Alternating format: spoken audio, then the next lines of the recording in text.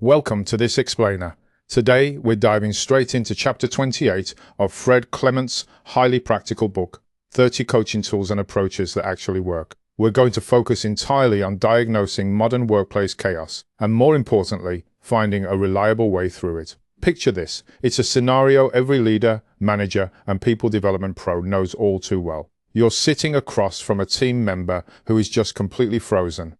They're totally overwhelmed by rapid change. Their conversations are muddy, they lack confidence, and their thinking is just stuck. You really want to help them move forward, but you aren't quite sure how to unblock them.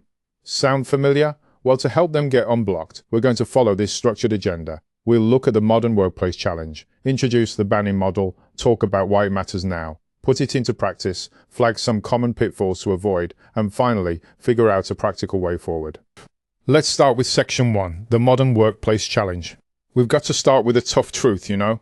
Our old ways of looking at the world, they're just not cutting it anymore when it comes to managing today's chaos. For years, we all relied on the VUCA model, volatility, uncertainty, complexity, and ambiguity, and it was incredibly useful. But post-COVID, with massive digital acceleration, rising social anxiety, economic pressures, and constant organizational pivots, VUCA just feels a bit insufficient. Sure, it describes a difficult world, but it doesn't quite capture the specific, exhausting, on-the-ground reality our teams are dealing with right now. Which brings us to section 2, introducing the BANI model. It is absolutely time to update our vocabulary to match this new, intensely complex environment. Enter the BANI framework. Originally developed by an American anthropologist named James Cascio, BANI is an acronym that stands for brittle, anxious, non-linear, and incomprehensible. Fred Clements really highlights this as a vital diagnostic tool for modern coaches and leaders, mainly because it puts its finger directly on the exact issues people are feeling deeply, but can't always articulate.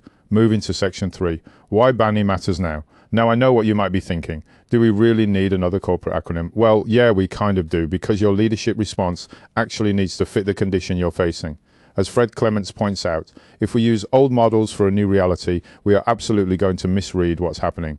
If we think a system is just volatile, we might totally miss that it's actually brittle. If we treat a problem as merely ambiguous, we ignore the fact that it feels completely incomprehensible to our team. Ultimately, we can't navigate terrain we haven't accurately mapped. Let's get into the mechanics in section 4, using BANI in practice. Let's break this down into a highly practical toolkit for your real coaching conversations. The B is for brittle. This describes systems that look super strong on the outside but can suddenly shatter without any warning, usually because they lack a buffer. So the practical response to a brittle environment: build resilience. That means intentionally building in spare capacity, cross-training your team, creating more flexible structures, and critically reducing your dependence on single points of failure. Then we have A for anxious. And honestly, this one is huge. Modern change isn't just about shifting org charts. It takes a massive emotional and psychological toll. People are constantly waiting for the next shoe to drop, right? We counter this anxiousness by stepping up with empathy and grounding. Leaders have got to create psychological safety, communicate clearly, and help their people focus intensely on what they can actually influence, rather than spinning out over what they can't. Next up, N for nonlinear.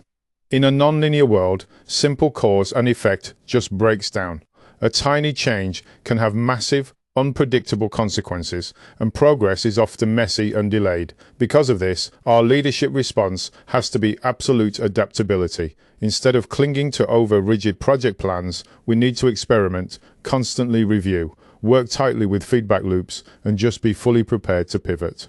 Finally, I stands for incomprehensible. It's the ultimate modern paradox. We have more data, more dashboards, and more reports than literally ever before, but we still lack total clarity on what's actually happening. The required response here is sense-making. Leaders need to simplify the noise, be brutally honest when they don't have the answers, and help their teams decide what information is just enough to take that crucial next step. That brings us to section 5, pitfalls and common mistakes. Since this is a working toolkit for real people and not just some academic theory, we definitely need a few guardrails. Here's what you should avoid. First, don't just throw BANI around to sound clever without actually doing the diagnostic work with your team. Second, remember that not everything is BANI. Some problems are still simple, technical, and just require straightforward instruction. Third, and this is critical, do not name a team member's anxiety without providing the proper support. And absolutely never use this framework as a substitute for clinical mental health support when anxiety is severe. BANI is there to build understanding, not to induce fear or skew poor planning. Let's look at section 6, finding your way forward with a practical example.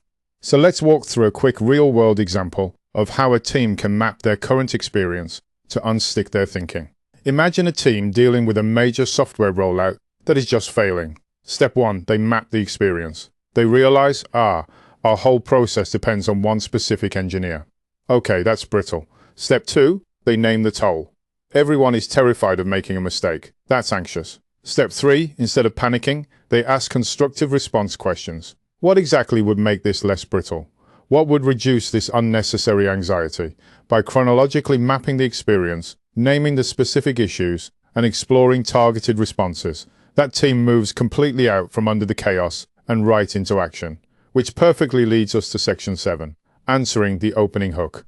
Armed with this whole framework, let's go back to that overwhelmed, frozen team member we talked about at the very beginning of the explainer.